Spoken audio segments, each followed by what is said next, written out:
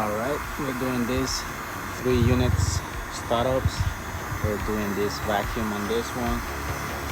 This one is below 500 microns already, but we're gonna let it run for a little more.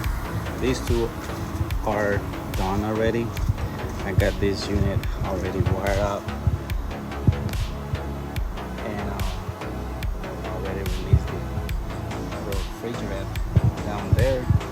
This is a Linux 5-ton unit. Alright, so I'm just waiting for this one to be done, and we're gonna be checking all pressures on all these 3 units and see if it's all correct.